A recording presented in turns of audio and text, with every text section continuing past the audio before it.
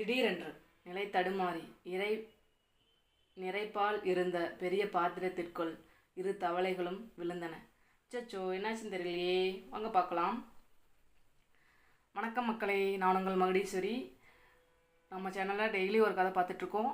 இன்றைக்கி ஒரு சுவாரஸ்யமான கதை பார்க்க போகிறோம். முயற்சியை திருவினையாக்கும். நம்மளுக்கு அர்த்தம் தெரியுது இல்லையா? நம்ம எந்த ஒரு செயல் செஞ்சாலும் அதுக்கு நம்ம முயற்சி எடுக்கணும். முயற்சி எடுத்தால் தான் சரியான விதத்தில் செய்ய முடியும். இல்லை இது தப்பாயிடுச்சு நினச்சிட்டே இருந்தோம்னா எப்போதுமே நம்ம என்ன பண்ண முடியாது, வாழ்க்கையில் முன்னேறவே முடியாது. சரி, வாங்க நம்ம கதைக்குள்ளே போகலாம். இந்த கதையிலையும் அதே மாதிரி தான் நடக்குது. 2 தவளைகள் இருக்குது. அந்த 2 தவளைகளோட வாழ்க்கையத்தை நம்ம இந்த கதையில் பார்க்க போகிறோம். வாங்க என்னென்ன பார்க்கலாம். ஒரு அழகிய குளத்தில் அருகில் 2 தவளைகள் வசித்து வந்தன. அவர்கள் நல்ல நண்பர்களாக ஒன்றாக வளர்ந்து வந்தனர்.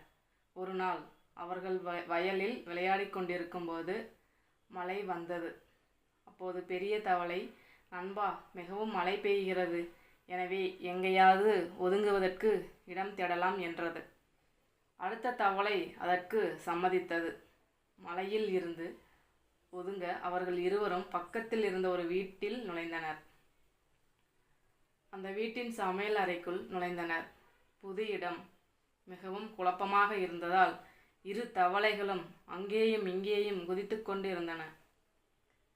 திடீரென்று நிலை தடுமாறி நிறைப்பால் இருந்த பெரிய பாத்திரத்திற்குள் இரு தவளைகளும் விழுந்தன. எவ்வளவோ முயற்சி செய்தும் அவர்களால் அந்த பாத்திரத்தில் இருந்து வெளியே வர முடியவில்லை. முயற்சியில் இருந்து தோல்வியடைந்த ஒரு தவளை இனி வெளியே வர முடியும் என்னும் நம்பிக்கையை இழந்தது. இறுதியில் அந்த தவளை பாலில் மூழ்கி இறந்துவிட்டது. ஒரு தவளை என்ன பண்ணுச்சு, நம்ம இனிமேல் வெளியே வர முடியாது, அவ்வளோதான், நமக்கு அதான் முடிஞ்சிச்சு அப்படின்னு நினச்சி என்ன பண்ணுது, அது மூழ்கி இறந்துடுச்சு. அடுத்த தவளை என்ன பண்ணுதுன்னு பார்க்கலாம். இறுதியில் அந்த தவளை பாலில் மூழ்கி இறந்து விட்டது. மற்றொரு தவளை தன்னம்பிக்கையை இழக்காமல் பாலில் நீந்தி கொண்டே இருந்தது. பாலில் விடாமல் குதித்து கொண்டு இருந்ததால் கடைந்த மோரில் வருவது போல பாலில் இருந்து மேலே வெண்ணெய் வந்தது. அதிசயப்பட்ட தவளை மீண்டும் முயற்சியை தொடர்ந்தது. அதனால் கடினமான வெண்ணெய் மேலே வந்தது. தவளை பாத்திரத்திலிருந்து வெளியே குதித்து பாதுகாப்பான இடம் தேடியது. புரிஞ்சுங்களா?